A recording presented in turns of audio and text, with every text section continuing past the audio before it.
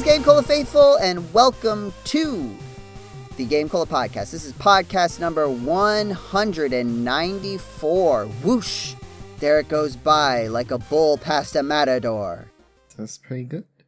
I am your host and podcast commander, Joseph Martin, joined by... I'm Blu Ryder, and I'm very impressed by Joe's rhyme this time. I'm James Pelster, and I am upset at the color red. Oh, no. I'm Alex the Jedraszczak, and I was expecting a rhyme with door, but I was expecting it to be rushing by your front door. Why were you expecting that one specifically? I was also thinking it was going to have something to do with door. Yeah. I mean, I guess because it rhymes with door, but I did not Right, but there played right into his trap. He subverted this is your the thing, though. expectations. I've been doing the number joke for so long. Yeah. It's a combination of two things. One, I've been doing it for so long, so I've done a few for each number now. And the other thing is that, early on, I just went with like easy one-syllable rhymes, right? But yeah, now it's not necessarily that I've run out of them. It's that I don't remember which ones I've used. Yeah. And so in order to better ensure that I do not reuse one, I have to use take ensure like next time. I know that ensure rhymes with four. For We have podcast 194. I have to use longer words to be certain. Really, you should give yourself more credit. You could really just give yourself more credit and say that you're just reaching for greater heights. I mean, yes, James, I could lie. You are correct. That's generally an option one always has in a purely verbal medium. And I know what I can lie about right now. The lie that I'm going to tell is that mainstream big company publisher video games are too cheap. So we need to make them more expensive. No, James, are you familiar with how lying works? Well, he just played Silksong, didn't he? So, like, he's not lying. He wants that. I feel like I've lost the thread now. Because he wants Silksong to be more expensive because it's $20, only like $20 is too cheap. Yeah. Right. Okay. I and want so James to pay wants all more video for games. video games that look worse and are made by people who are paid more to do less, and I'm not kidding. Mm-hmm. And you would say that all video games should cost more if that meant that Silksong could cost more? That's what you're doing? You're the reason why Mario Kart is now $80? That is your the fault? reason. It is my fault, I will admit. But the nice thing is that I was never interested in buying Mario Kart World, so it's not a loss for me. Yeah, that's why it was a sacrifice you were willing to make. Mm-hmm. Yeah, it seems like video games are expensive. I asked what people wanted us to talk about on the podcast, and Brancliff was like, hey, do you see how expensive the Xbox is now? Well, actually, it's in the image that I saw, it's cheaper. Right. That's right, because you found like a bargain bin Xbox. Basically, the thing is that Game Pass is going up so much that people are not going to be buying Xboxes anymore. So how long has this been? Like, when did they do that? When did they make it more expensive? Well, I mean, I think they keep doing it. Oh, it's just but like been going specifically this time, I think it was yesterday or maybe the day before. Okay. And then Sony also increased the price of the PS5, I want to say in the UK and maybe other territories by like $50 a few months ago, I want to say. Well, like, I think it was like last week or the week before that they increased the cost of Xboxes themselves. Mm-hmm. Yeah, so it's not just a Microsoft thing. It is like consoles are getting more expensive, and then the online services are also getting more expensive. Now, the thing is, like the consoles, I think you could potentially blame that on tariffs, but the online services, I don't think there's any tariffs impacting online services. So there's something else going on there. I mean, there's also, like, the difference between why everyone's mad at Xbox and not Sony right now, I believe, is probably because Xbox is, in general, just less valuable. Like, Games Pass is basically the thing they have up on Sony, and that's what's getting expensive now. I think on PC, if you get the PC Game Pass, it's only like $10 US, or it also went up, but it is cheaper. And I don't really get how that works, but basically Xboxes are more extant than they were before. Like, you just don't need one, apparently. And that just becomes more and more the case by the day, it seems. Well, I think the other thing is that, like, Games Pass, is it Game Pass or Games Pass? It's Game I have no Pass, idea. right? Yeah. It's Game Pass, yeah, singular.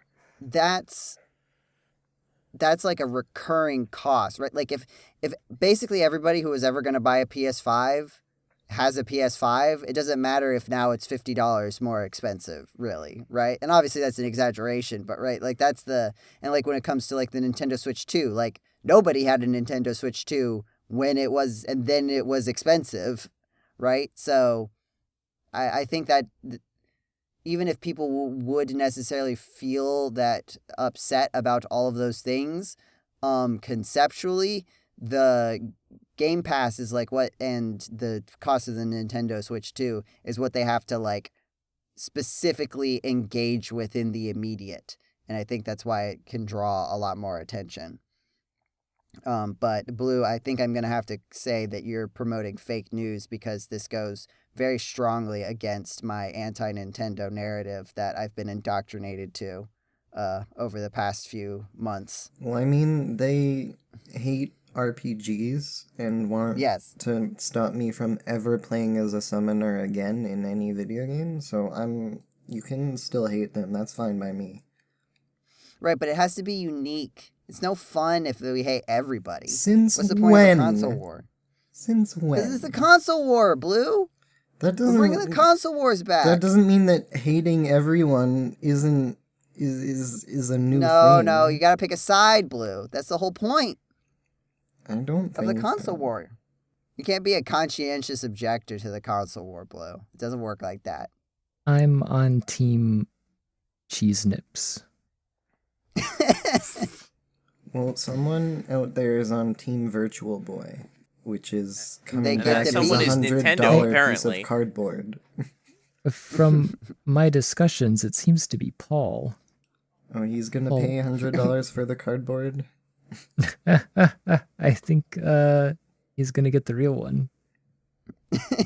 I thought the real one was cardboard.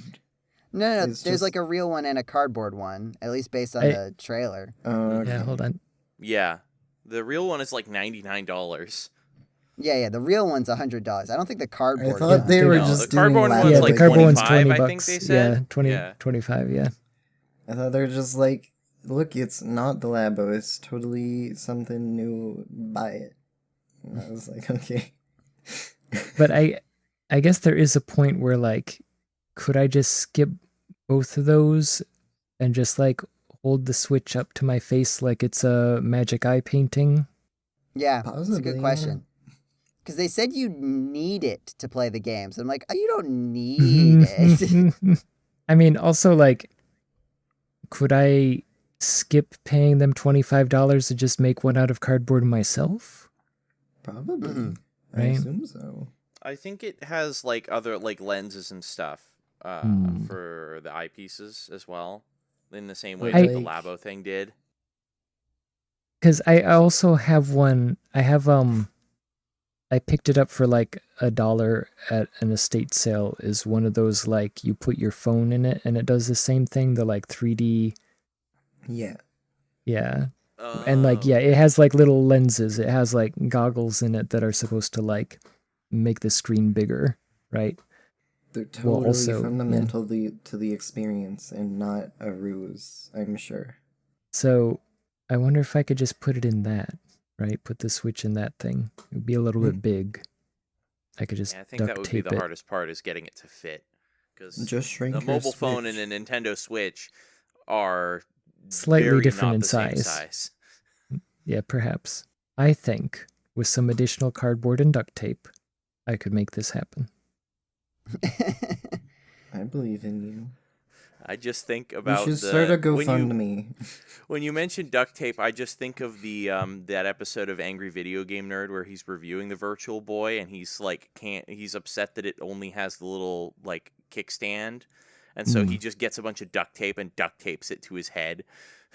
That's just so it's like with some duct tape I could make this work. I just picture someone taking the new attachment or whatever and then Yes. just taping Yeah. it to their head, because again it doesn't have a stupid head strap.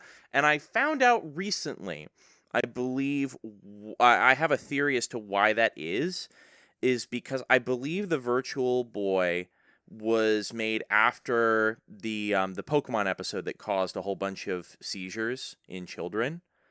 And so these virtual reality, or like basically these head-mounted devices, were needed to be, there were very strict regulations, or not even necessarily regulations, but the thought process at the time was we need to be extremely careful about causing eye strain and extremely careful about inducing seizures. And so that had something to do with why it didn't have a head strap, is so that you could only, like, it was kind of to reduce like how you could play it to something that you would like be very easily able to just stop at any moment, or like maybe even making it inconvenient on purpose so that you didn't play it for extended periods. I'm not entirely sure, but I think I remember reading or hearing something about that effect recently. Making things inconvenient on purpose? Nintendo?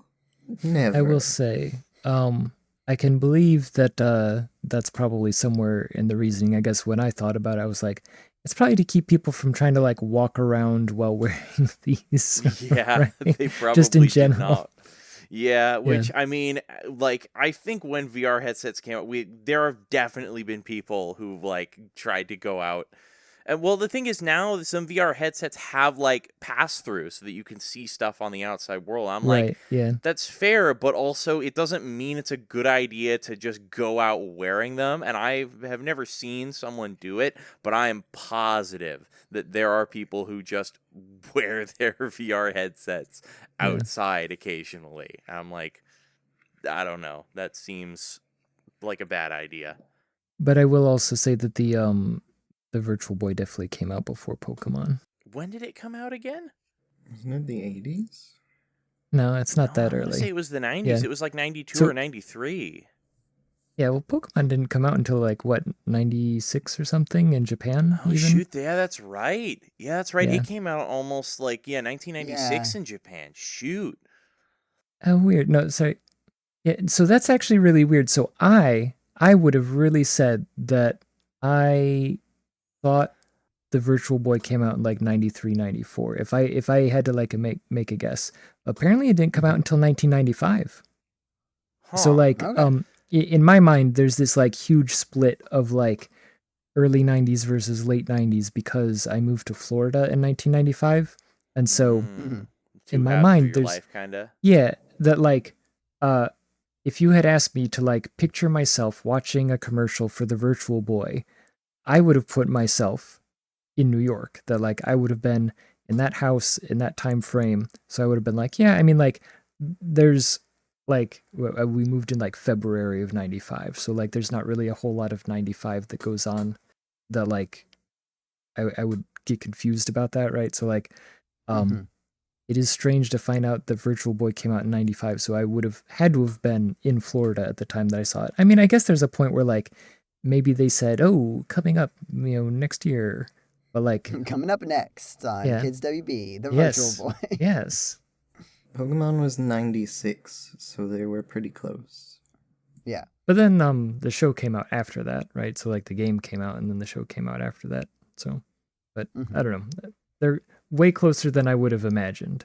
Yeah, but I will say, when I'm thinking back on it now, and I don't think on reflection, I don't think it was specifically that Pokemon episode. I think I was like conflating. I was like, oh well, there was. Yeah, it was a video I was watching, and I wish I could remember what video it was. It was some YouTube video talking about the Virtual Boy, and they were definitely talking about seizures and eye strain, and I think maybe that was just I was like, oh, that was the same roughly the same time as that Pokemon episode. I think that might have been. Yeah, so I don't want to like claim that this video I was watching, if anybody goes out and finds it, I don't want to claim that it was saying something that it didn't. I think in my head I was like, "Oh, you know what was right around the same time?" But apparently it was not, cuz did the anime come out at the same time as the game? I don't think it did. I think it was a little would have later. been Because they would have had to decide to cut down on Fat Pikachu, right? So that would have taken at least a couple years. Yeah. I mean, if you're listening to the podcast, you can just Google it. So let's not spend time waxing philosophically on a number that we could just Google.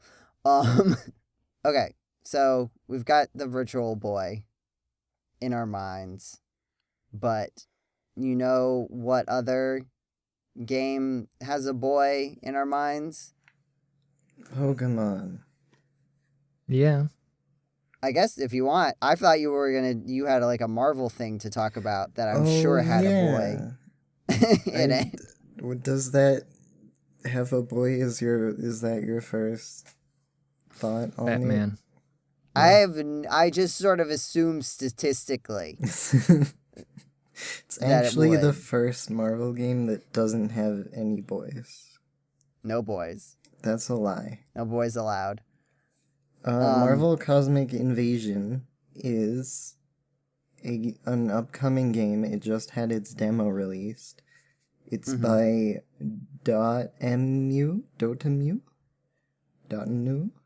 Is the dot spell? DOTEMU. Is it the I just word spelled it dot for you. or the letter dot? The word dot, the word Word net. emu. I see what you were doing there, Jetty. I set him up. Yeah, What do you I mean? was gonna say. Oh, Why you give Jetty credit? sorry. I see what Discrimination. Anyway, so what is this is this a race? You said you posted on the Discord. It's like, is this a racing game? Because you were talking like, why are these people wearing racing clothes? That was for because Rivals. it's Halloween. Marvel And Racing Cross Worlds. Right. I was like, No. why are you confused that they aren't wearing racing outfits on Halloween? No, I was confused that they... So the 4.5 roadmap for Marvel Rivals has it has 4 different weeks, and there's like 2 or 3 of them that are Halloween themed specifically, and then there's the 1 week that just has like racer costumes, and it doesn't even like, oh, these are their Halloween costumes. It's just like, no, there's 3 Halloween event or like weeks this month, and also just 1 racing one that's separate and is not. And I'm like, why? That's an easy out. They're right next to each other. You can just lie to us. It's fine. But they didn't even put it in that much effort. They're just like, yeah, race cars too. Halloween and race cars. They go together like pumpkin and spice and latte. But that was confusing. But Cosmic Invasion is a separate game entirely. What is this video game? So what kind of video game is it? it's like an old arcade Battletoads, a TMNT. It's one of those. Got it. The word dot, the word emu actually are the people who made the TMNT like side-scrolling beat-em-ups from like a few years ago. There's like I don't know if it was a remake or like a sequel to the actual ones from the 80s. But that brought it back to like a renaissance, I believe, and they're highly regarded for making good games that bring to mind that era and that feeling, but also updating them for modern gamers. And so they're like perfect or they're talked about very highly from what I've heard. I've never been good at beat 'em ups, so they haven't been on my radar really, but their new game is Marvel Cosmic Invasion. So how many different guys do you get to be beating up cosmic invaders, I assume? I think there are 15 playable characters. There are only 13 officially announced. I believe the last 2 are leaked, so I know what they are, but 13 announced out of 15. What do you think of the roster? It's pretty good. There's some, like, picks that you would not necessarily expect, and I always appreciate that, because I like the oddball characters that don't get used as much from comics, and so seeing a couple of them get in there is good. I liked that they put in Beta Ray Bill instead of Thor, and they put in She-Hulk instead of Hulk, because they don't get to shine enough, so I liked those. They put in Cosmic Ghost Rider, who is the Punisher when he gets Ghost Rider powers and goes into space. So it doesn't. Okay. It does not quite fit the 80s theming because that is a newer story arc from like the last decade, but it is good pick. And have you played the demo? I played it a little bit. Yeah, I played as Rocket and Quasar, Phyla-Vell, and She-Hulk. Those are the ones I tried. And like what when you say it's a demo, like is it like a see how far you can get in 15 minutes kind of demo, or No, is there's it like a 2 stages they let you play. So there's like a New York stage where you play through the streets, and at the end you fight Beetle, and then the next one is on like a shield helicarrier, and you fight Taskmaster at the end. And does it have the thing where you're beating up a bunch of people on a fixed screen, and then you beat up all the people, and then a little arrow starts flashing on the right that's like, go this way now. You can go this way now. Yeah, exactly. And you also get, each player plays as 2 characters, and you can swap between them, so it's like a tag fighter, sort of. And also, I think... Is that kind of the main hook, aside from the licensing? I think so, yeah. And I think I can't remember if you can have 2 or 4 people playing. I think it's 4, so you can have 8 characters at once. And that's pretty impressive, and the demo even has online co-op, so that's neat. But no one will play with me, so...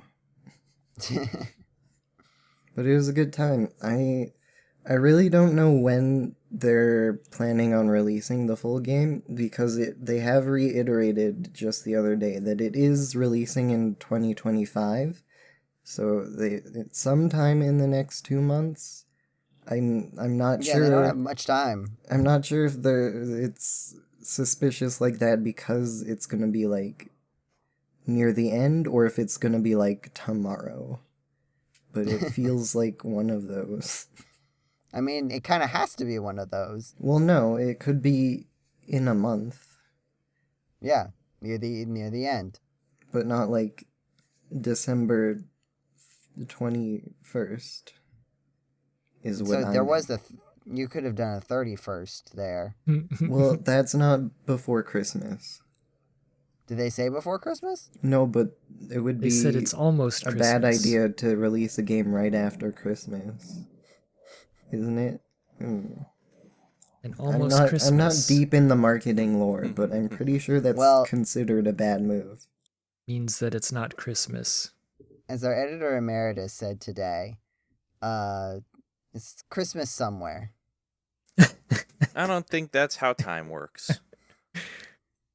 I think he's right. I told him I think he's hedging after the Canadian Thanksgiving incident. I don't know. I think he has a point. Well, you can both be wrong. It's Christmas somewhere. No. Maybe when people are listening to this in the future, they let it sit for a while. Yeah, okay, everybody, you need to come back and listen to this podcast specifically on December 25th. Forget your friends, forget your family. GameCola podcast from 2 months ago. That's what I do. Okay, Blue, did you play any other video games? Oh, we're already at that part? Well, I'm gonna talk about video games that I played in recent times, but it's gonna be a bit. So. Oh, you've been playing so many. Yeah. That's good. Joe? Well, so many. Have I been playing so many, or do I just have a lot of opinions? Oh. I was also going to say, Joe, we were thinking earlier there was a particular topic about a specific game and some discourse around it. Did we want to talk about that? Oh, well, you said you didn't have anything to Well, say. I think You I do lied. now, at least a little bit. Well, okay, that's the game you've been playing in recent times, so we'll get there. So Okay. what did Blue play? Okay. I have been playing Clair Obscur Expedition 33 because I've been hearing Over it 2 talked days? about. Sorry? Over 2 days? Over 2 days? No, Yeah. not over Clair 2 Obscur, days. Expedition 33 over 2 No. days. It stops before that part. You're making that up. Sorry, I just think it has one of those like James, slightly long James, names. you have zero room, I zero know cubic I'm a centimeters hypocrite to with talk my- about the length and complexity of a video game title. How many paragraphs of video game titles have you played in your life and brought to this podcast? Too many. Blue. So tell me, everybody tells me that this is a good video game, and then they refuse to say anything else about it. Yeah, It's an RPG, right? Yeah, it's an RPG. It's got turn-based combat with action bits, so you have to time stuff Like like Mario in and Luigi Mario Partners in RPG. Time? Sorry, what Not did you Mario say? and Luigi Partners in Time. Yeah, I think so. I didn't play that one, but that sounds right. And so Mario I and Luigi actually Brothership. I did not. It There's looked like good. it's Mario like Sticker timed Star? hits basically. You need to there's like some real time component Yeah, to the battle, important is that right? part is you do that with attacks. Sonic the Hedgehog and the Dark Brotherhood. Actually, yes, I did play that one. People hated it, but I thought it was fun. The attack one is just you wait for the little diamond timer to get to the last quarter, and that's when you press the A or X button, and that is how you get a perfect attack. And you can dodge, but I don't do that because that's silly.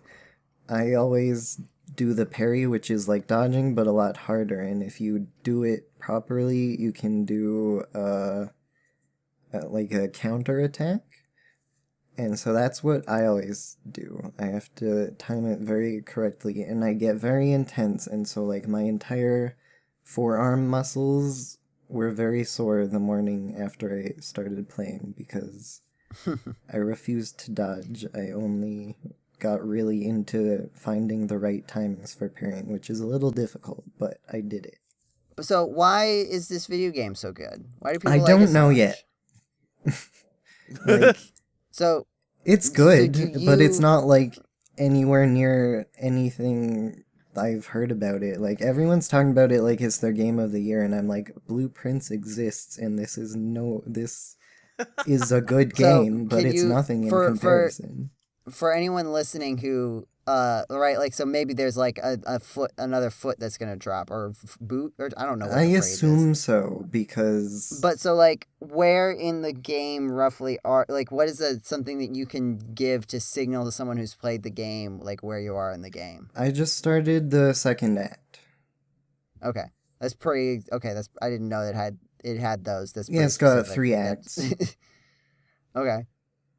But like, is it like, okay, is it just like there's a really cool narrative twist? I assume. Like, because if you're at the beginning of the second act, right, then it's not like the basic fundamental premise of the gameplay of the game, right? Like, yeah, right, like there are games where like it's a good video game the whole way through, but like, and it gets like, maybe it gets better over time, but like the core fundamentals of the game can't be what's bringing it over the edge, it sounds like.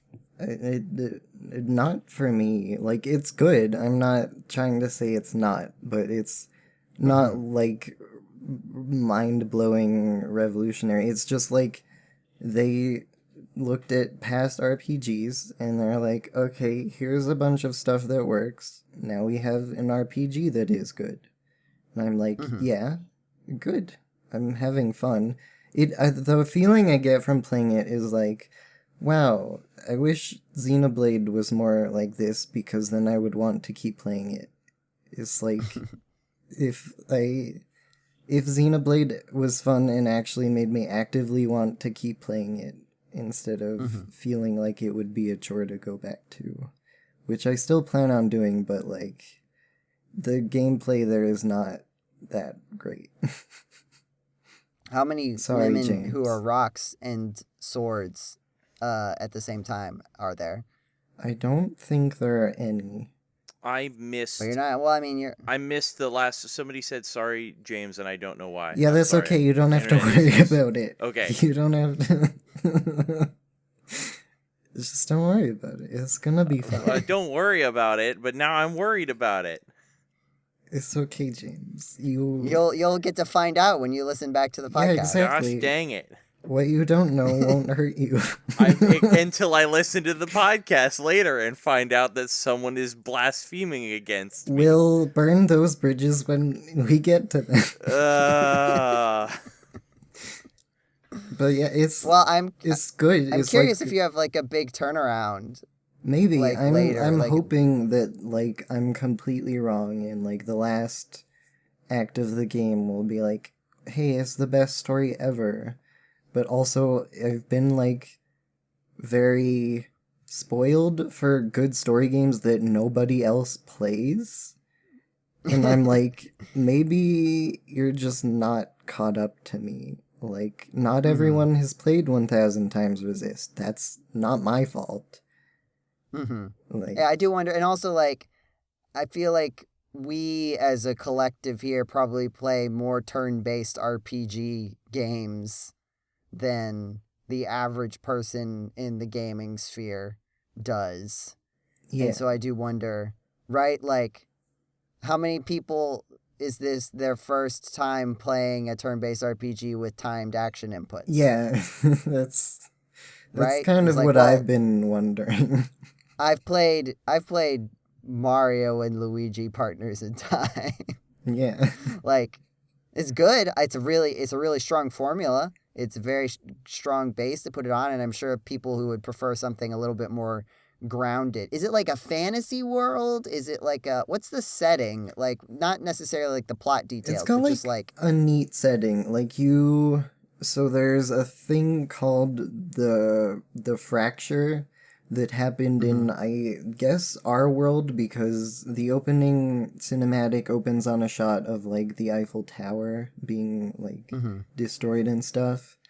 And the fracture was like 67 years ago. The game starts 67 years ago, there was something happened and people got like separated and a big number got written in the sky basically, and it said 100.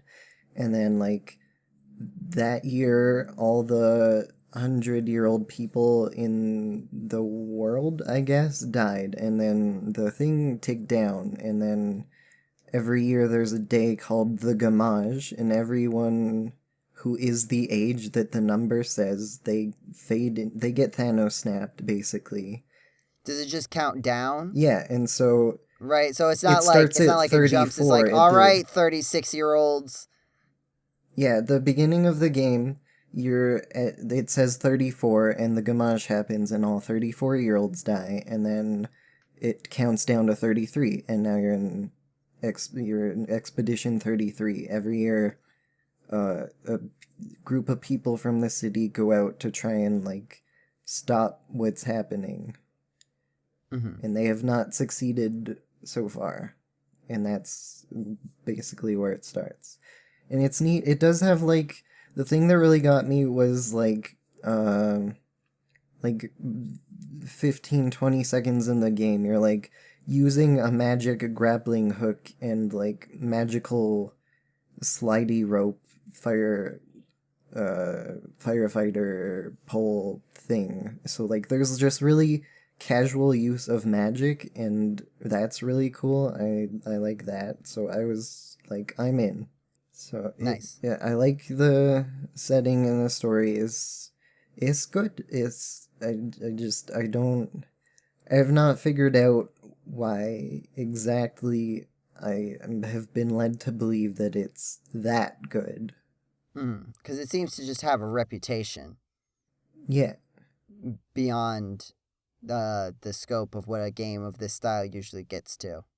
I guess so, yeah. It like And then my guess is that the unfortunate thing about a lot of this is that I've heard a bunch of people also sing huge praises about this game. And my guess is that the things that make it so amazing are, of course, really, really big spoilers, because, that's probably part of what makes them so impactful. And thus it means that you don't want to talk about them, because then that spoils what makes it so good. And then, like, even if you explain to someone what's so amazing about it, now if they actually play through it, they will know what's coming, and they won't find it, therefore, as quite a revelatory experience as someone who experiences it without knowing. And so there's this weird, I don't know, I feel like maybe it causes sort of a divide between those. It's like, if you know, you know, and if you Yeah. don't know, then you should find out for yourself, kind of thing. I would think it would have to be more fundamental than just like a narrative spoil. Like, I don't think I would ever have said, oh, this is my game of the year because of a plot twist. You know what I mean? Like, even if it was a really good plot twist, unless it had really impacted something mechanically, or like changed the experience of playing the game in some way. If it's just like, oh wow, here's this interesting, like, here's the interesting, like, if it comes down to like what's the secret behind how the number in the sky works, that it feels like it has to be more than that, because like I don't think there's an answer to that question that would make me move a good game to game of the year. You know whenever what I mean? I have like couple times I have said what I've said here to people who have played it, they've been like, let the story cook, let it happen. And I'm like, okay, I guess my best guess is that it's the last bit of the story then. Yeah, But I mean, because like, and there can be some gameplay, like here I'm gonna spoil Chrono Trigger from the 1990s, right? Like, there is a twist of sorts in Chrono Trigger where the main character that is, I think, sort of canonically default called Chrono, but I think you can name him whatever you want. That character like dies, and then suddenly, but like, throughout the game, it's sort of been treated as like, oh, that's your player character insert. And so then it does like add a level of interest on top of a already very good game of like, oh, we're like kind of exploring like this idea of what happens like when you lose like the main character, and like this sudden dissonance of how you are interacting with the game and the characters in your party without this like touchstone that is usually narratively how you interact with the narrative of the story. And like, that's an interesting thing, and it piles on top of a lot of other cool stuff that Chrono Trigger does. So like, that's not to say that there isn't like a spoiler that could elevate a game and also be involved mechanically, other than like, oh no, the bad guy was Chrono Trigger's grandfather, which is a very popular trope that I've been experiencing in the media I've been consuming recently, as Jetty knows. yeah, I Right, love Jetty? Clock Tower 3. Is that a thing? Jetty, we had a whole conversation about this. Did we? From Grandfather. Dune Arrakis Desert Planet.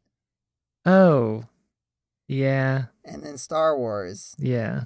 We did discuss this, didn't we? I was thinking Yeah. about video games. I was also thinking about the Dune DOS video game from 1992. Mm-hmm. So technically it was a That video is game. a video game. Yeah. Yeah. I mean, I'm curious. I want to feel the reveal when Blue comes back with the big secret and reveals it to us. But yeah, even still, it's just like, I don't know. To me, when I think of my favorite games, there are games that I like to play the whole time, that are good the whole time. And if I had only played half of them, they still would have been good. Like, not just good, but like the same level of good, like the whole way through. Maybe with some differences, like, oh, this is like the more tutorial-y section and it gets more fun, like once it opens up a bit.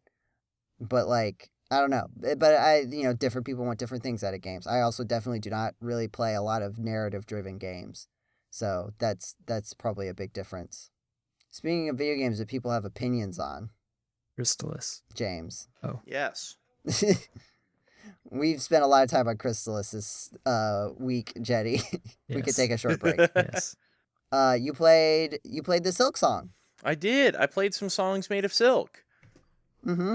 And you have not gotten far enough to engage with the capital T, capital D, the discourse. Mm-hmm. Not to be confused with the Discord, like the GameCola Discord, which you should join. That's a stretch. But Everything I keep hearing, I have personally heard more that people think it's hard than that people think it's good. I have not heard people say that they think it's bad necessarily, but they've mostly, it felt like a week after it came out, like 5 different YouTubers all at the same time made videos that were like, Silksong is difficult video game. I'm making a video about talking about difficulty in video games, and Silksong is it the thumbnail. And did you not have this experience? No, I did not. I saw some discourse about it in a few of the gaming discords that I'm in, but mainly it was like it was pretty mild. Like generally speaking, people seem to think it was pretty good. Like and that it mirrors my experience. I have admittedly not gotten very far in it. It got to the point where I was running into challenges and I just decided to set it down for a little bit, and then I just got distracted by other things and have not picked it back up yet. I think it's a hard game, but I also don't think I'm necessarily the most skilled player. I thought the original Hollow Knight was also quite hard, but that's an entirely subjective thing. And I feel like it's tough to judge that kind of thing because everybody has their own different metric for what is difficult, and that is extremely subjective based not only on the type of game, but on even just a game-by-game basis. Some people find themselves more naturally, akin to be able to play certain types of games and all that. I just don't think I'm very good at these kinds of games. Like, I enjoy them, I like them very much, but for me, the difficulty is equal parts encouraging and discouraging.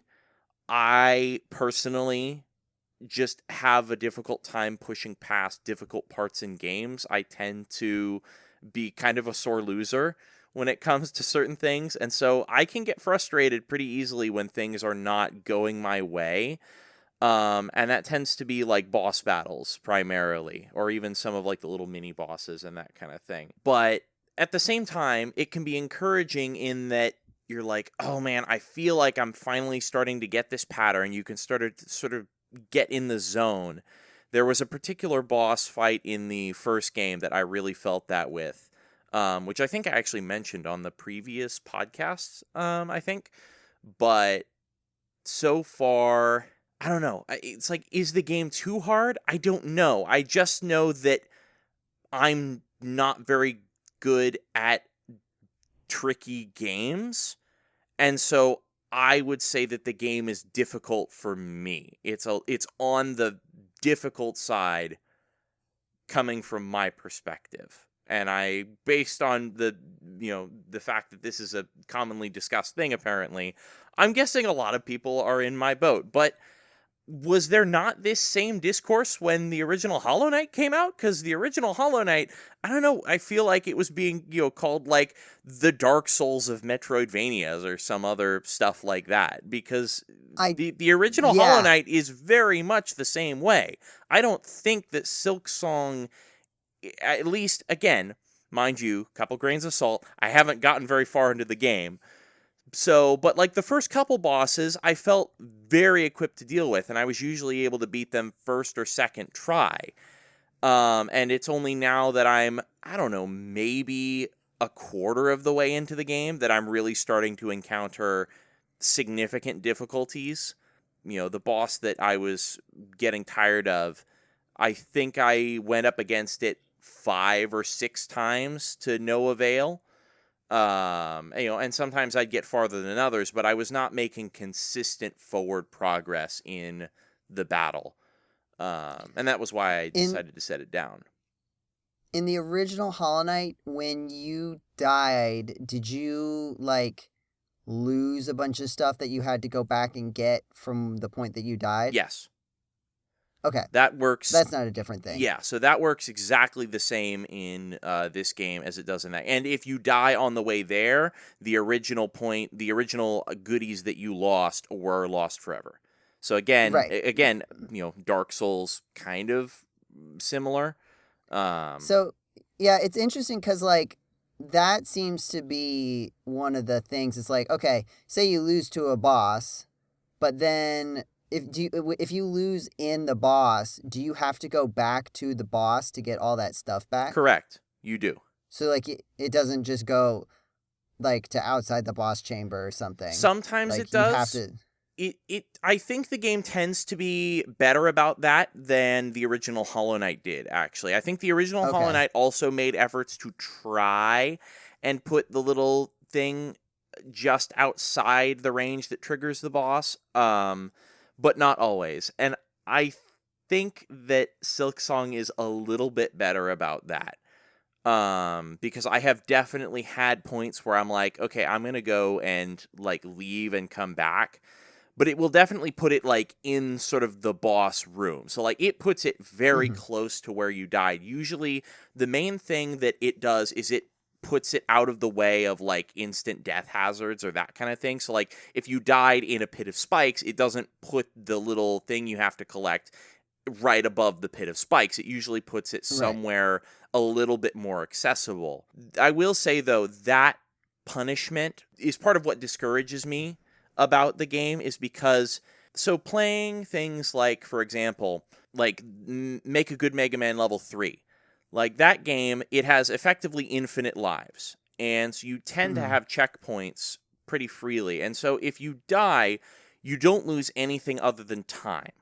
The time it takes to get to the point where you died previously. But with the way Hollow Knight does it, you can not only potentially lose time, but you can lose not progress per se, but like effectively you lose the money that you've gathered, and the money can be used to purchase upgrades or other just general quality of life things, and which means that dying is not only a setback in terms of the time it takes to reach the point where you died, but it's also a setback in terms of the time it takes to get that money again. So there is a more severe penalty for dying. So let me put it to you this way. So you die against the boss. Now, usually, the respawn point, they're decently good about putting save points, or where you respawn at, pretty close to the boss. But sometimes you do have to go through a few rooms of enemies or potential hazards. And that's what's frustrating, is if you are careless, or if you're starting to get a little bit tired or weary, and you mess up and end up dying on the way back to the boss, now that, that money that you had in your little, you basically leave a little cocoon of web behind in Silksong that as soon as you hit it once, gives you all that stuff back. Now that is lost forever. I will say, the one thing that is kind of nice about what Silksong does that I don't believe the original Hollow Knight did is that in the original Hollow Knight, when you got back to where you died, you would actually have to fight off this sort of spectral version of your character who usually only took 2 or 3 hits, but would actually fly towards you and could deal damage if it made contact with you. And this is potentially happening while you've just triggered the fight that you were just doing. Whereas in Silksong, it's just a cocoon. You have to hit it once, and it immediately gives you your stuff back. And it also fully charges your sort of special meter, basically, which you can use to heal or use your more powerful special attacks, which I think is at least a nice boost a little bit, so that if you do end up taking a little bit of damage on the way to the boss, you can hit that. You're instantly given the ability to heal up, or given, or if you were skillful and you didn't take significant damage, then you actually now have full charges of whatever your sort of magic equivalent is to try and use more powerful attacks against this boss, which is, again, it's something. I just really wish that there wasn't a penalty of losing greater progress than it takes to just reach and attempt to refight the boss. Because that's, at least for me, kind of demoralizing. Yeah, it's interesting. Like, I think I've seen this kind of hashed in different ways around of like, there's a difference between like how hard something is because of like the immediate challenge and how hard something is because of the punishment for failure. Yeah. Right? Like, you could imagine like a game that's like by all accounts very easy, but like maybe like if you die ever, you have to start all the way over. Yeah. Right? Like, it was like, is that a hard game? Right? Like, is Kirby, but if you die once, you have to start the game all the way over. Is that a hard game? Because like Kirby is very easy as a game for the vast majority of the time, and so there's like a difference there. And yeah, as we've kind of lost the usage of the lives system, which used to be sort of the fundamental exchange handshake that you were making in your risk versus reward. It's interesting how we've had to try to like kind of reinvent the stakes of that, right? Because like you said, like with the Mega Man Level 3, there's a kind of thing of like, well, there's kind of no stake. Like you can kind of just throw yourself at a problem. And usually the levels are kind of tuned around it. So like they're like little, like the immediate levels can be harder because you can quickly throw yourself at them. And lots of games will just like basically have you restart like right where you were, and it's like really focusing on, okay, each challenge itself is like an individual segment.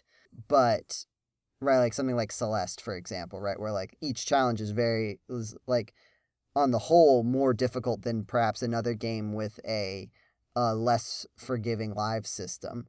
And so like there's a balance between those two things as well that gets it's not necessary, but it gets factored in, right? Like I think part of it too comes down to like, if you're going to make someone like do a part of the video game that they already did, that part of the video game needs to be like fun and engaging, right? Mm-hmm. Like there needs to be like, you don't want to get to the point where it's just like, I'm not having, like there's a difference. I'm not having fun because I keep trying this challenge and failing, and I'm not having fun because I keep having to do this thing that I've already done 50 times and it takes like a minute. Yeah. I'm going to get to this when I get to the games that I've been playing in recent times. Yeah, and I mean, the fact of the matter is that, and again, I'm going to, it's a meme to compare things to Dark Souls, but in this case, like, clearly there are people who enjoy games that heavily punish failure. I mean, the roguelike genre exists, and that is basically, there cannot really be much greater punishment for failure than you have to start all over and you aren't even going to get the same conditions as you did the first time.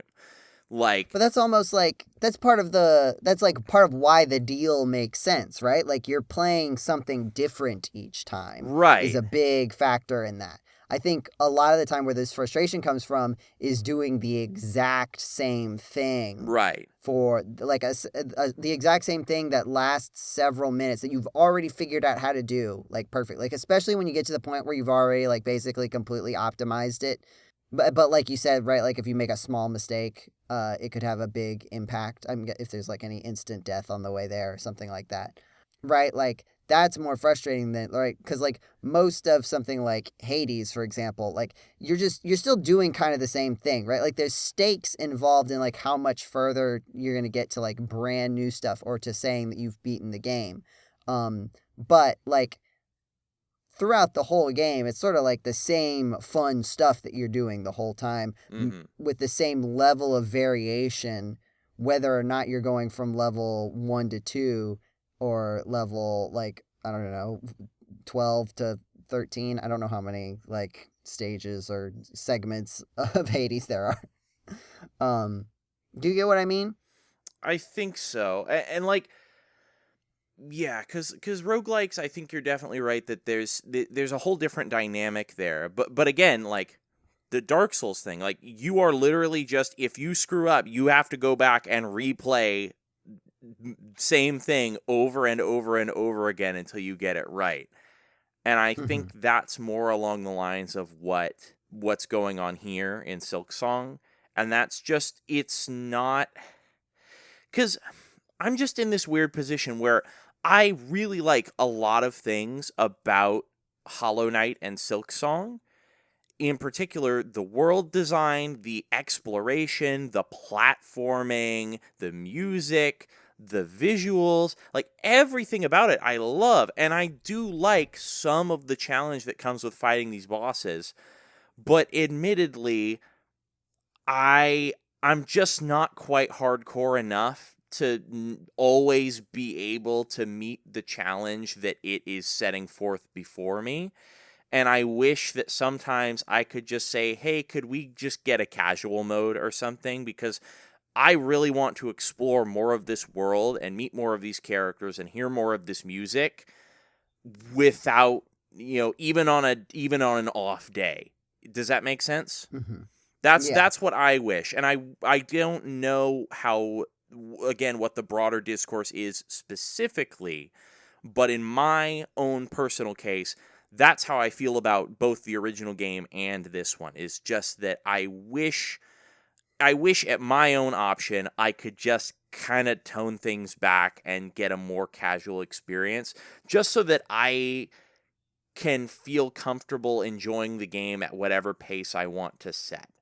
Well, you know what video games that are a maze where you go through and you lose your progress and resources when you die in them that I've been playing in recent times.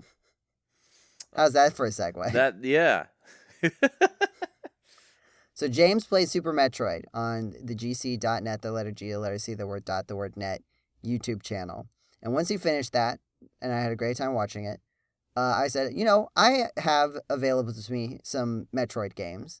So I went, and the first thing I did was I played Metroid Fusion, which I had first played back. It's like if Super Metroid is like Metroid 3 and Metroid Fusion is like Metroid 4. There's a certain, not continuity necessarily, but like series where they're like, okay, this is like the direct follow-up. And I was like, okay, I'm going to like a little bit of a compare and contrast with what I saw with James. And it definitely, like playing that, you definitely realize like, yeah, if you already know how to play Metroid Fusion is like, hey, go here. This is the spot. Here is the map to go to there. And it's like, it spends probably about a third of the game teaching you what you probably learn in the first, like, I want to say 1/8 of the game in Super Metroid.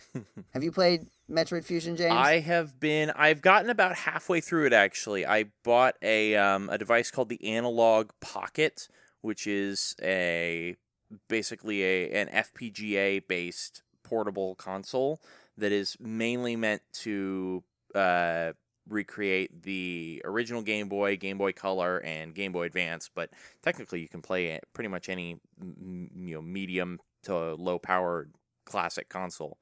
And so I've been playing it on that, and I've been having a decent time with it. Although again, I think what I'm running into is difficulty because the enemies I've run into. How far are you into what area are you in? Are you like in the Oh, I second? beat it. Oh, you beat it? Oh, okay. Yeah. I'm in the heat area, and right now the enemies are doing like a fifth of my health in with each hit, and it's getting kind of frustrating. So I will say that I did play this game before, but again, like when it came out on the 3DS Ambassador program, so it was a while ago. So I didn't remember a lot of like the main puzzles. But I mean, like, did you find it? Did it feel handholdy? Oh, absolutely. No. It is very handholdy, and I think part of that is because it's a portable experience in some way, in that it's like, well, you might need to pick this game up and put it down, Mm-hmm. a whole bunch, and so we're gonna make sure that there's no point at which you can forget where it is you're going or what you need to do, and I think that was the Mm-hmm. goal, because with a like, not to say that can't happen with a home console game, because it totally can, but I feel like, especially in earlier portable or sort of like mid-generation portable games, that was a really, really big consideration, because like I feel like with early Game Boy games, they didn't necessarily hold your hand that much in terms of trying to remind you what you were doing. But the other example that comes to mind is the Game Boy Advance Pokemon games, particularly Fire Red and Leaf Green, had this feature where every time you resumed your save file, it gave you basically Yeah. a replay of the last 4 or 5 major things that Last you time did. on Pokemon Fire Red. Yeah, last time on your save file, this is what you did. And it's Mm-hmm. every single time you resume the game, and I don't think there's any way to turn it off, and that always kind of bothered me. But at the same time, I feel like that is potentially indicative of the design philosophy of that era, of, we want to be sure that people remember what it is that they're doing, since they could pick up and put Mm-hmm. this down at any time. Yeah, I mean, I also think, like, I would say Metroid Fusion, if you are, like, vaguely familiar with Metroid and you want to get into it, Metroid Fusion is a good starting point, because the game, it is a game that will really explicitly make sure to teach you, like, the sort of unintuitive ways that Metroid Fusion asks you to interact with its world. Like, the sort of visual cues that you're meant to be looking out for to figure out, like, hey, where is there a secret wall, or why can't I proceed? Metroid Fusion seems to be spending a lot of its time trying to teach the player about how this works. Right, like, at the beginning of the game, you get, like, okay, you go to a place, you get a map, it shows you where to go, and you just, like, the challenge is just navigating there. And then what it'll do is it'll start saying, like, oh, well, okay, you can't quite get back the way that you came, so you're going to have to take a different route back. And then sometimes it'll even be like, oh, here's the route on the map, but then you find out that, oh, you actually can't do it. And then it's like, but the game doesn't tell you, like, oh, you need to go around or something. It's like, oh, your progress is blocked. You need to find another way that is outside the bounds of what the map has shown you. And that's sort of just like the default way of doing things in something like Super Metroid almost. Mm-hmm. But Metroid Fusion seems to be like trying to explicitly teach that to you.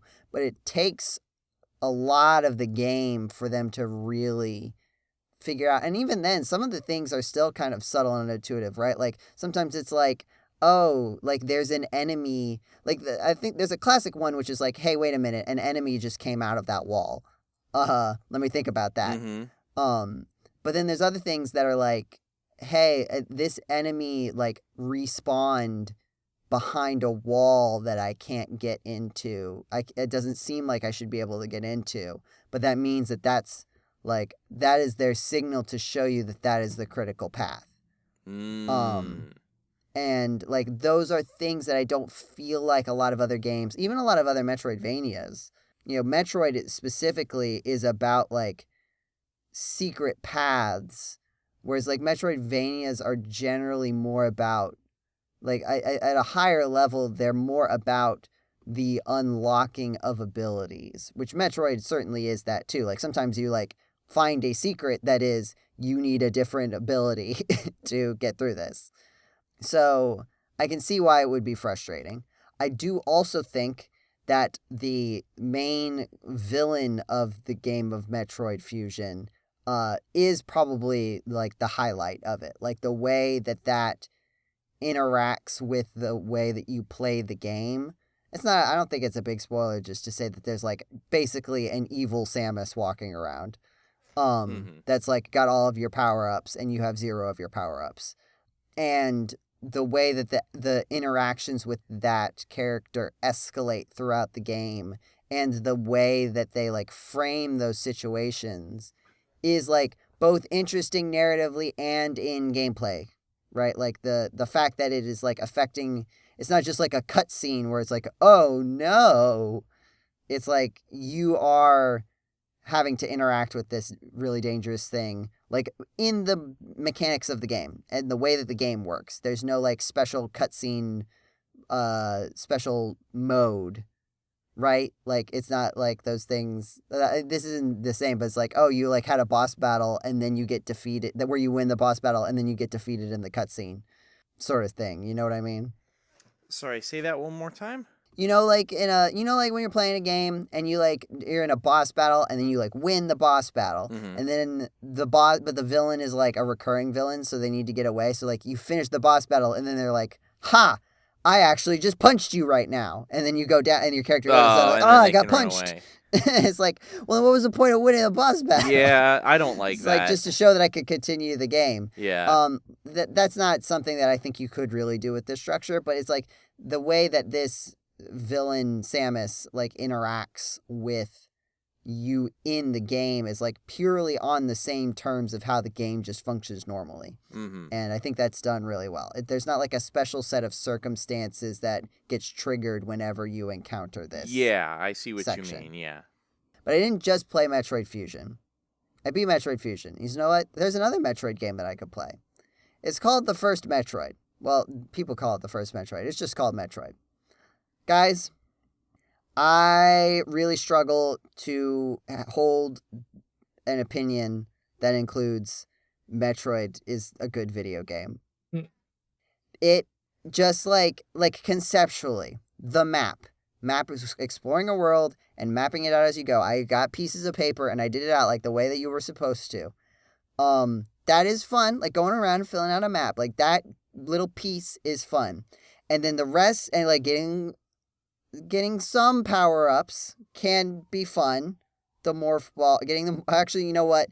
Getting the morph ball is fun. It's not hard to do.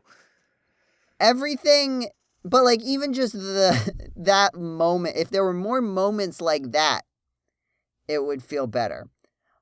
And, like, I don't know, getting a high jump is fun, I guess. But, like, the rest of the game just, like, feels bad in every respect. You start out and it sucks that your little gun only shoots a little bit across the screen. And it sucks that every single enemy, it seems like, lives just below the Z direction that your gun can shoot. I play Mega Man. There are enemies that are shorter than your gun, but it's not all of them. It's not every single enemy that's shorter than your gun, that you constantly have to try to weirdly space yourself. Trying to use the bombs, like, sucks because, like, if you have to use them in the air sometimes, and sometimes you bounce yourself into the air and it's just like, no, I'm not letting you use bombs in the air this time. You're not allowed to. I've decided. And you get a freeze thing that freezes enemies, but it just means that you have to shoot the enemies twice as many times to defeat them, because it's very rare that you actually need to freeze the enemy. And then you get another upgrade to your weapon, which just makes the thing wibble wobble all around and makes it very difficult to hit anything. And it's useful in very specific situations where you don't want to be standing, right in front of the thing that you're trying to shoot. But, like, That's not most of the time, just like with the ice beam thing. And you lose the ice beam thing, so if you want it back, you got to go all the way back and get it. And there's whole little sections of the map that are just the same 3 corridors, copy and pasted, and there's nothing over there. You can never go there and miss 0 power-ups of the video game. And then... But you don't know that. Yeah, you don't know that. And also, never forget that when you get the ice beam, every enemy immediately takes twice as long to defeat now, because the ice beam freezes and unfreezes with each hit. Right. I did say that. Oh, sorry. Which I only mentioned just to be clear on how thorough I'm being in my I'm sorry. list of things that bothered me about this game. Yeah. The other thing is it sucks that getting a health power-up that increases your health is basically a bad thing, because what it means is that I'm going to have to spend an extra 5 minutes shooting the same bugs to refill my health every time I die. Because every time you die, your health you come back with like 30 health, regardless of how many E-tanks you've collected. And it sucks. It's so bad. I hate it so much. Why did they make the video game like this? Also, you mentioned this in the Super Metroid, and I didn't realize how bad it was. That, like, the enemies can damage you when you're going through the doors between levels. Yeah. And it's not just, like, a one-off thing. It's, like, a lot of the time. And sometimes it's, oh, actually, we never designed this room for you to walk the other direction in. And so there's just guaranteed damage. Yeah. For you to get hit. There's specific rooms with like these little tiny bug type enemies that swarm near one of the doors, so that just while you're entering the room, they are guaranteed to get free hits on you. It's not. And I got to Kraid, and it's like, this isn't a bot, this is a mess. There's nothing, he's just spamming all of his attacks. And you can't do anything. And I'm guessing once you get, like, other weapons and stuff, like, I didn't go back to him with the wave beam yet, because I wasn't having fun. But I could see how the wave beam would help, because you don't have to stand right there in front of him. But also, like, why is it so easy to get to him without all the stuff you need to beat him, if that's what you're, like, expected to have to beat him? And also, you lose all of your missiles, and the power-up drops are, like, sometimes, this is other thing I just remembered, sometimes you're shooting the little bugs that pop up out of the hole, because they infinitely respawn, so that's how you get all your resources back, because you don't get any missiles back when you die. You do at least get to keep them, I guess. They could have made you lose all your missiles each time you died. That would have been miserable. Which you like, need the missiles. They're not like a fun bonus extra damage thing. And just used to open doors. You, like, need them to defeat most enemies without getting hit. Or not most, but a lot of them. But sometimes you're shooting little bugs to get all your resources back. And then they just stop giving you power-ups. They're just like, I'm done. Yeah. No more. It's like, I'm at a third of my health. What are you talking about? So then I have to extend this time by walking all the way out of the room. If it happens to be a place where they're not right by the door, and walking all the way back in, defeating all the enemies around it so that I can get back into my position for shooting the bugs, which now take twice as long because I got the ice beam thing. And it's not like just that it's hard, though it is hard, because like when you go down to 30 health, it's like 2 hits, right? These enemies do enough damage that you're like, you can barely get anywhere on 30 health. So you have to immediately just start going and grinding. And it's just not fun. There's no part of everything, like, it's not just hard, it just feels bad.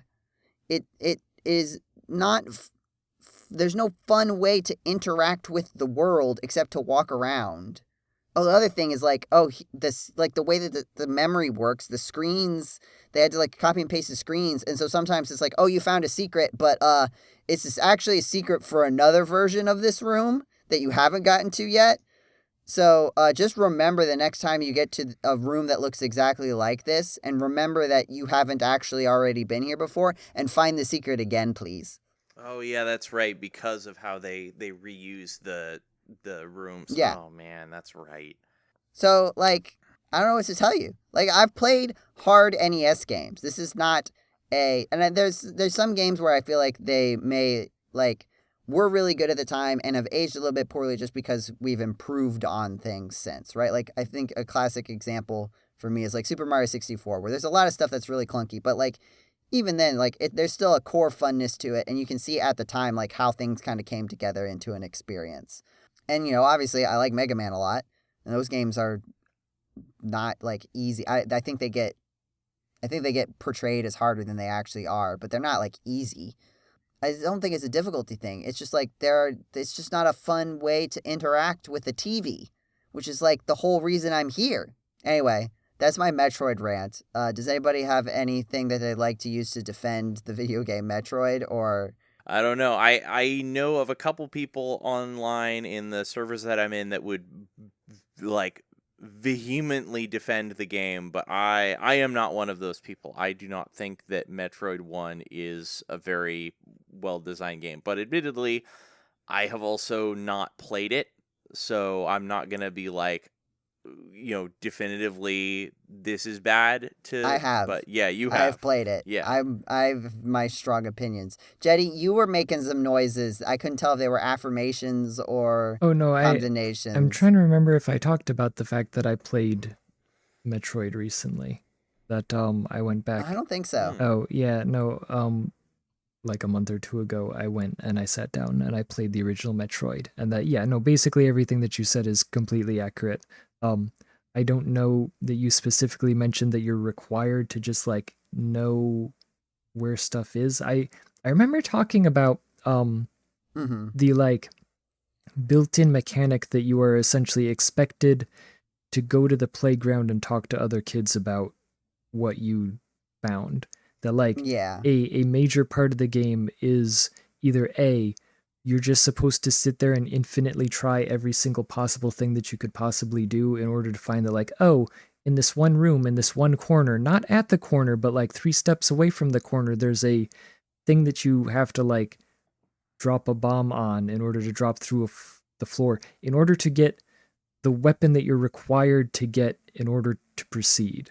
Right. And that like, the only way to do that, if you don't personally just go around dropping bombs on every single tile in the entire map, is crowdsourcing, essentially, and having other people also do it, and that if enough of you do it eventually, without every single one of you having to do every single part of the map, you could, through group effort, find that, in this one part of the map, there's a secret hole, and that's what you need in order to get the thing. And in a way, it's kind of fun, right? If you could have been in that time, in that era, where you actually got to participate in that and like finding it out as a group and like, wow, we're all spending all this time on this one thing and we all really like it because we don't have anything to compare it to. This is the most novel experience we've ever had in our lives because we're 7. That like in that context it's fun. It's kind of like is the Blair Witch Project actually a good movie? The answer is no, but there was like an interesting like at the time social experience of what the movie was, that like if you weren't there for it, it's just kind of a mediocre horror movie, like it's all right, I guess, but I see what you're saying about Metroid, not the Blair Witch Project. I don't have a good cultural touchstone there. Yeah. But I would say that like it's not just that you have to like try to blow up every single thing, which like because I was kind of doing that. I was kind of just trying to blow up every single wall. You can find out and I was accidentally. Yeah, I mean there are ways to like through natural play find it, but I got through. I think I got all the way to Kraid with some of the key stuff. Without looking anything up. Near the end, near around when I got close to giving up, I started being like, okay, I'm going to explore everything about this space. And then when I've done, like when I've filled out my whole map and I don't have any threads to follow up on, then I'm going to look up where things are. And then I would find sometimes it's like, oh, actually, I did try this in 4 out of the 5 rooms that look identical to this one. And so just when I came to this identical room, I didn't realize that I hadn't actually done this identical room yet. Because they all have the same little secret thing. It's like, oh, maybe it's just in another part of the level, or maybe it's colored differently in a different, like, section. And that's why. But no, it's just, oh, I missed this one. Or the other one is, I did try it, because there's it's like a little square that you have to blow up, like 1 square up, and it just didn't work when I did it. And then I looked it up, saw on the map that there was a thing. It's like, oh, I tried that. Let me go back. I tried it again, and it still took me like 4 times, knowing that the thing was there. Yeah. Oh, jeez. To get this E-tank. So it's not just like I do see what you're saying about the social like component of it, and I do think that would have been a little bit better. But like even just the basic mechanics of interacting with the world, like it's just not a fun way to interact. Like there's no part of the loop, especially once you've like at the very beginning, at the very least, you're kind of like filling out squares in a map. But like once you get past that, once you've, like, filled out a bunch of squares, it's just, like, there's nothing left anymore. And, like, the power-ups, like, I gotta be honest, aren't that cool. Like, it's like, oh, here's a power-up that makes your gun fire across the entire screen, which is, like, a wild thing that you have to earn the right to do. Behold the long beam.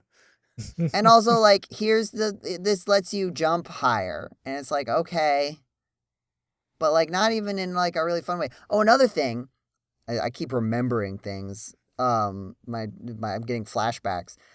You can get, like, hit in the air and, like, kind of bounce back a little bit. And then you land on the ground, and then it's, like, you get the knockback again. And you fall off the thing. So, you never, like, you have all these one-tile things. And if you, like, get hit, it's like, I have no idea where I'm going to go for the next, like, 5 seconds. I could go anywhere. If I'm going to knock back again, I should press forward to compensate. But if I press forward to compensate and I don't get the random knockback, second knockback when I land on this platform, I'm just going to walk all the way off of it. I don't like it. And I would struggle. Again, like there's hard, but like it has to be fun to interact with the game at a fundamental level.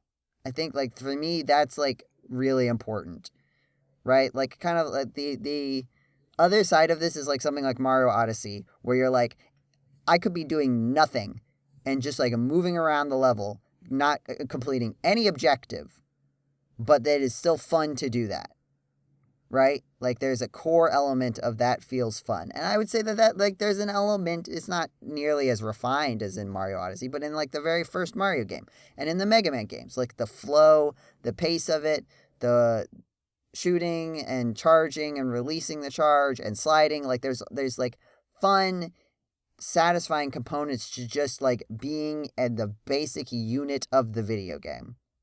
And maybe the high level of Metroid can have some good stuff, but the basic unit of the video game is not fun to me. And I've decided to stop playing the video game because of it. Which, I don't know, GameCola doesn't always do this. We have entire sagas of Jetty playing games that at each stage he says, I don't really like this game. Yeah. Continues to But play it anyway. Stopping playing a game? That you hate? Yeah, that's possible. That is bad? All right. Well, Jetty, what video games have you started? Any video games that you have not stopped, even if you hate them? Crystalis? We did play Crystalis. Yeah.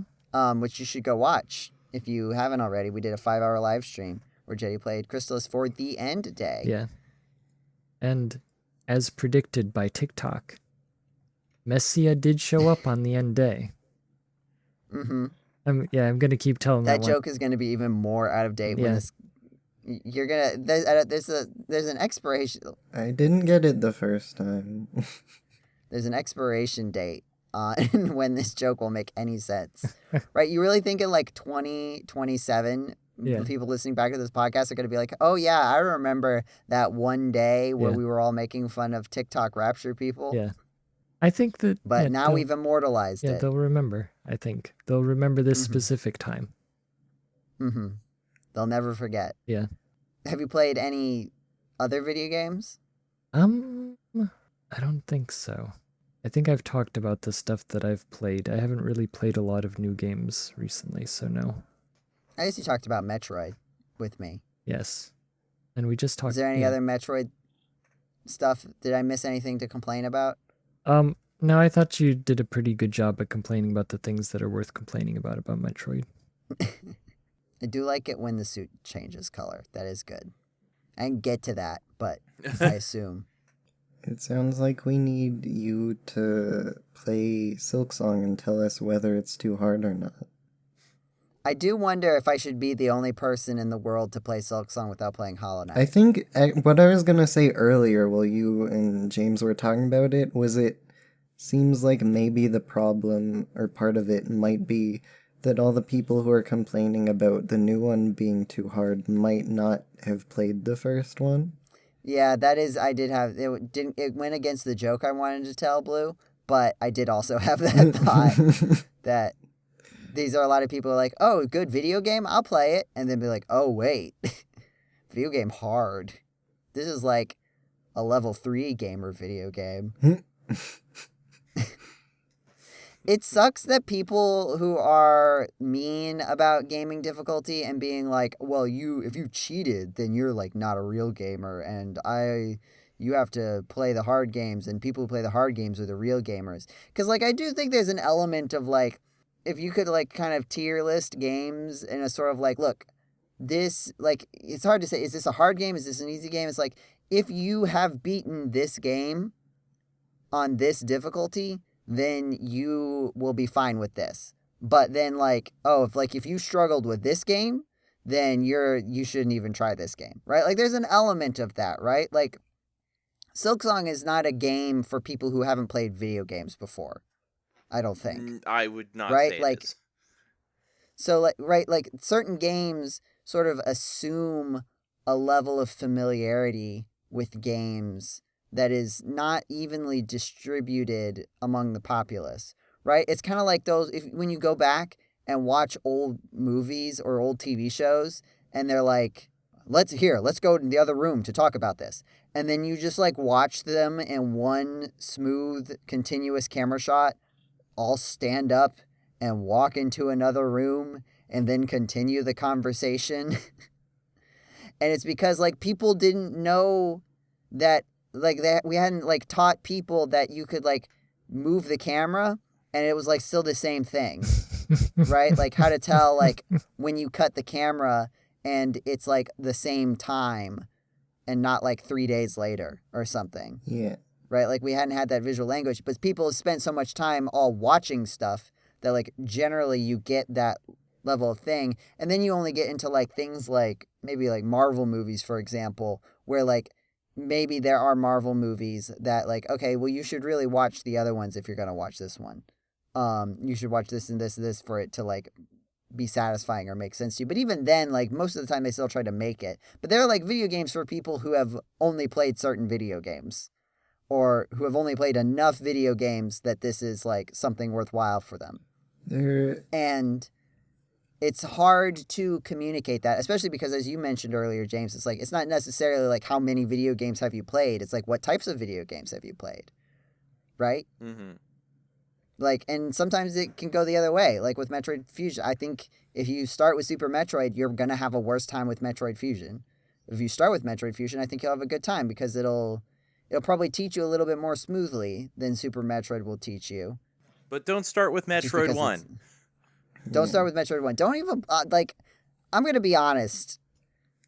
Don't play Metroid 1 unless you, like, feel particularly indignant about listening to me, Joseph Martin, right? Like, you should only play Metroid 1 out of spite or out of a real conviction because it's not fun. And I feel like you can get most of the stuff that it contributes is just accurately represented in all the other games. You're not missing much. I do. My one roommate has been playing Silksong, and whenever I like talk about games, he's always the guy that's like, "Oh, I don't play single player games," and like he'll start a single player game and he just like doesn't play it ever again, and he just doesn't play single player games at all, and that's his mindset towards video games. And then he's like telling me about how Silksong is the best game he's ever played, and I'm like, I'm not doubting you or saying that it's not a good game, but that doesn't really mean anything to me. Right. Like, Right. It's like you haven't played that many video games of that type. yeah. Right. It's not like, yeah, I think it kind of comes back to Clair Obscur too, where it's like, it's not that it's a bad video game. I'm not trying to, I haven't played it. And even just based on the impressions that I've been able to get from talking about it, I would not be confident in really saying anything to its quality. But it's just like, it does mean something. Was like, right. It's the same, like if someone is like, oh, this is my favorite horror movie, and you've seen like 2 horror movies, or you've seen 200 horror movies, like, Yeah. that means something different. Yeah. And that is valuable information, but to seek it sounds gatekeepy. Yeah. You know what I mean? Right? Like, I'm not gatekeeping. Like, I am glad that you have a video game that you like, and you've maybe played a lot of other video games of different types, or maybe you haven't played that many video games. But, like, for me to understand, like, what the weight of that statement means, I need to know what other video games you've played. Yeah. Right? Like, if you say, I liked it more than this video game, even if it's just one video game, it's like, I liked it a lot more than this video game that you really like. I'd be like, that's interesting. Yeah. That gives me information. But, you know, genre games are so different across genres and stuff. It's just, you can be like, did you, like, I know, there's plenty of movies that I grew up watching where I realized, oh, this is like, this trope that I experienced for the first time in the Pixar movie Cars is actually like a very common story structure. But I was like 7 or whatever. So it was like, oh, there were lots of story elements. I was like, oh, that was the first time I was introduced to that idea. Yep. So it resonated well with me. It's not like, you can be like, oh, it did that very conventional thing very well. But then it's like, if you're saying, oh, it did this cool thing that I've never seen before, it's like, well, is that because it's new for the game or new for you? And it's fine. It's totally fine if it's new for you. It's not a judgment, but it is important information if I'm going to interpret your statement. But I think we'll just have to live in blissful ignorance, else we may be rude instead. We've talked a lot about video games today. Sure did. It's That like is we true. have a podcast for that or something. All right, but before we finish, everybody say one more thing about video games. Blue, Crystalis. you start. Oh, sorry. You should play Jetty. Blueprints. Thanks. Okay. Jetty, what was your thing to say about video games? Crystalis. Crystalis? Yeah. Just, that's it? Yep. Okay. James, what are you going to say about video games? Well, I wish I had more free time to play them. And I'm going to say about video games, thank you for listening to this episode of the Video Game Podcast, the GameCola Podcast. If you like what you heard, be sure to check us out on our actual internet website, GameCola.net. You can also check us out on wherever you get your podcasts, iTunes, Spotify, our YouTube channel, GC.net, the letter G, the letter C, the word dot, the word net. Check out the Crystalis live stream that we did recently. If you go to like live streams in the like channel thing, I think you have to click that to get to the live streams now. It's like a separate tab on the home page of our channel. Hopefully that's not too many steps. I believe in you. Also, if you're watching on YouTube, there may be a button that says hype on it. You can click that for fun. I don't actually know what it does. I honestly don't know if it'll do that much for a video that gets our level of engagement, but I am curious how it shows up on the back end in the analytics. So you could at least do that for me this one time, just so I can see what the analytics look like. And then that will let me judge whether or not I should ask people to do it at the end of podcasts. And join us on the Discord. You can find it in the YouTube description or on the actual internet website in the upper right corner. And is there anything else anyone would like to add? No. Like and subscribe. Both of those things. Hype and subscribe? Is that what we should start saying now? Like and hype and subscribe. Smash that like button. Subscribe. Hit the little bell. Ring the bell. Yeah. Ring the bell. I assume that does something now. Check out our podcast. It looks Wait. like there's... Yeah. Hype and like subscribe or like whatever. Do one engagement, please. Is that a good call to action? I don't know. Anyway, thank you for listening to this episode of the GameCola podcast. Have a wonderful time of day, wherever it is, whenever it is you are listening to this podcast, and we will see you next month. Goodbye. Goodbye. Crystalis. Bye.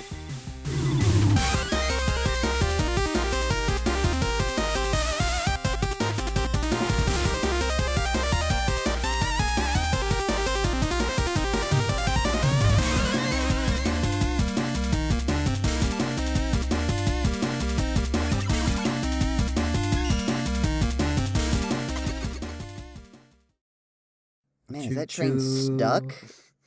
Jetty? What's I mean, going on? as long I'll as cut I this don't, out. yeah, as long as I don't talk, you don't have to do anything about it. I have to do surgery. But I mean, it's like stuck there. It is weird. It's like, so normally I get to hear it in 3 dimensions where it's like, oh, it's going from over there to over there. And then like slowly it'll go away. But it does seem to be in the same spot. Man, that must be why it's honking so much. Someone needs to get out of the way of the train and let us Yeah. record a podcast.